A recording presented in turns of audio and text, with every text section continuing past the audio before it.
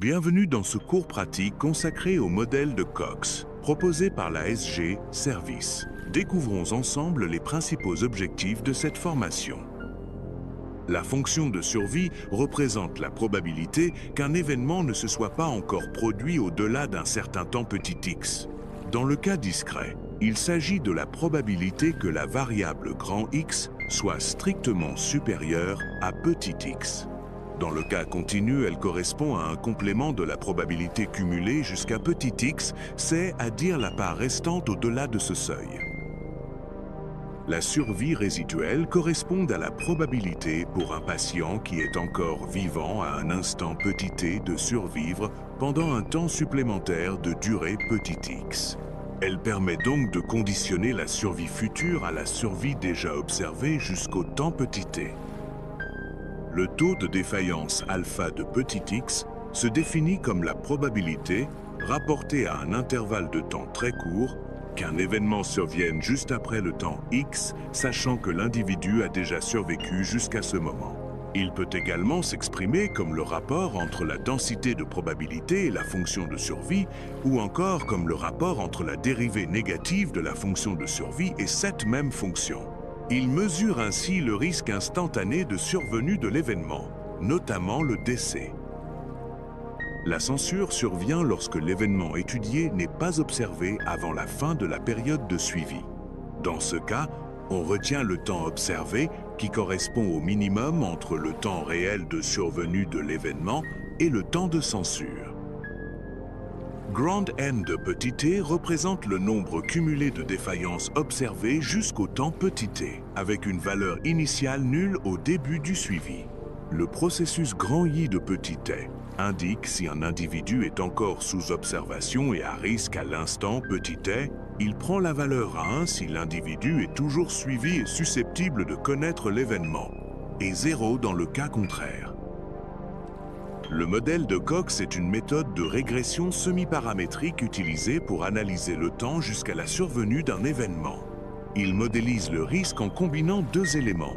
Un risque de base qui évolue au cours du temps mais dont la forme n'est pas spécifiée, et l'effet des variables explicatives. Ce risque de base correspond à l'intensité associée à un individu de référence. Les covariables, qui peuvent éventuellement varier dans le temps, modifient ce risque de manière multiplicative.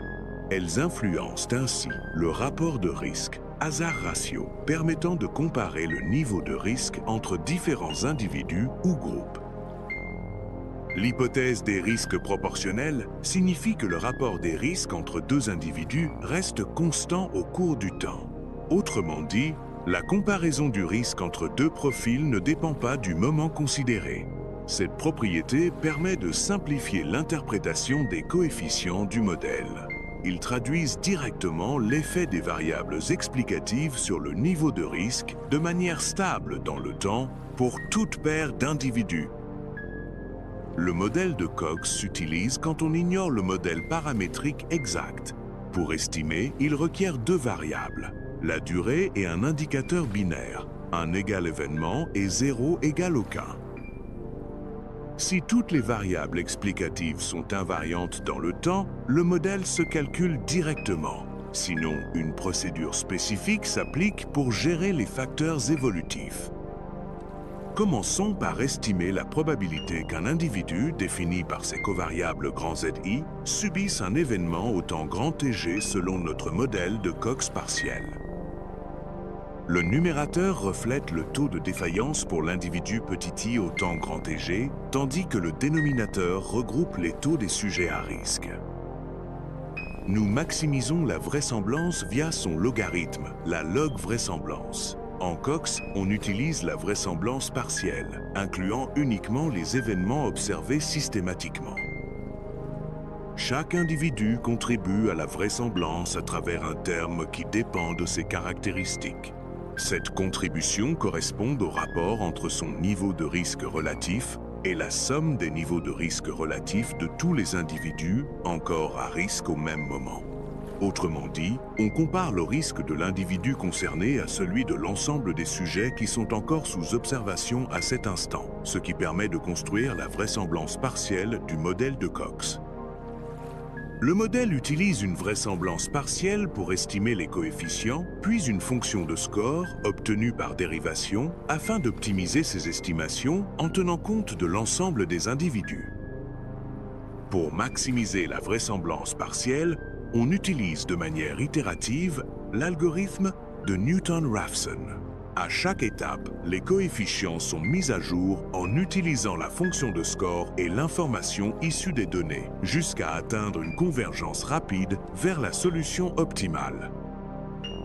Dans le logiciel R, vous pouvez utiliser la fonction CoxPH pour ajuster un modèle de Cox en spécifiant la variable de survie ainsi que les covariables explicatives et en indiquant le jeu de données utilisé. Les résidus de Schoenfeld comparent la valeur d'une covariable à la moyenne du risque au moment de l'événement, cruciaux pour diagnostiquer la qualité du modèle. Les résidus partiels de Schoenfeld évaluent statistiquement l'écart entre la valeur d'une covariable au décès et la moyenne des covariables exposées au risque observé. Pour vérifier l'hypothèse de risque proportionnel, tracez les résidus de Schoenfeld selon le temps. Toute courbe déviant de l'horizontale indique un problème potentiel significatif. On vérifie la proportionnalité en corrélant résidus et durée de survie. Si corrélation, on ajuste une régression des résidus selon le logarithme du temps. Sous l'hypothèse de normalité asymptotique, la fonction de score, une fois correctement normalisée, converge vers une loi normale centrée. De même, l'estimateur des coefficients suit asymptotiquement une loi normale autour de la vraie valeur, avec une variance liée à l'information du modèle. Cela permet de réaliser des tests statistiques, notamment pour vérifier si un coefficient est nul ou non, en opposant l'hypothèse nulle d'absence d'effet à l'hypothèse alternative d'un effet significatif. Sous l'hypothèse nulle, la statistique de test suit une loi normale centrée réduite. L'intervalle de confiance au niveau choisi s'obtient à partir de l'estimation du coefficient et de son écart type et permet d'évaluer la précision de cette estimation. Pour un intervalle de confiance à 95%, on calcule une borne inférieure en soustrayant 1,96 fois l'erreur standard au coefficient et une borne supérieure en ajoutant 1,96 fois cette erreur standard. Le tableau récapitule les coefficients, leurs intervalles de confiance et les niveaux de significativité. Le ratio de risque proportionnel permet de comparer le risque entre deux individus en fonction de leurs caractéristiques et reste constant dans le temps.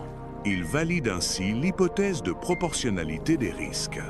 L'effet d'une variable comme l'âge s'interprète directement via son coefficient. Il mesure comment une variation d'un an modifie le niveau de risque de l'événement étudié. Chaque année supplémentaire d'âge multiplie le risque de décès de 1,01, soit une augmentation de 1%.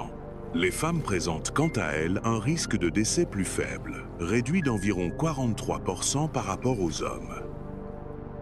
Pour le score ECOG, le risque relatif ou HR est égal à 2,09. Cela signifie que, toutes choses égales par ailleurs, chaque augmentation d'une unité du score multiplie le risque de décès par 2,09. Concernant le score de Karnofsky évalué par le médecin, HR est égal à 1,02, soit une augmentation de 2% du risque pour chaque augmentation du score. Cela souligne l'importance des scores cliniques. Le score de performance clinique présente un effet très faible sur le risque, avec une variation d'environ 1% par point. De même, la perte de poids entraîne une diminution très légère du risque d'environ 1% par kilogramme sur 6 mois. 3 tests permettent d'évaluer conjointement si les coefficients du modèle sont nuls. Le test du rapport de vraisemblance, le test de Wald et le test du score. Chacun de ces tests repose sur une statistique qui suit une loi du Chi2 avec un nombre de degrés de liberté égal au nombre de paramètres testés. La fonction de survie est tracée via le logiciel R en utilisant le script suivant. Plow-Sur, fit, modèle, xlim égale C0,300, ilim égale C0,7, aimbacklays, ein Manta. La courbe montre la survie et ses intervalles de confiance entre 0,7 et 1. Avec cette mise à jour, accédez aux tests numériques et graphiques pour vérifier l'hypothèse des risques proportionnels. Test numérique, tracer des résidus de Schoenfeld. Pour chaque variable, on peut tester la validité de l'hypothèse des risques proportionnels grâce à une procédure disponible en R qui vérifie si l'effet de la variable reste constant dans le temps. Cela permet de comparer l'hypothèse de stabilité du coefficient à l'alternative d'un effet qui varie au cours du temps.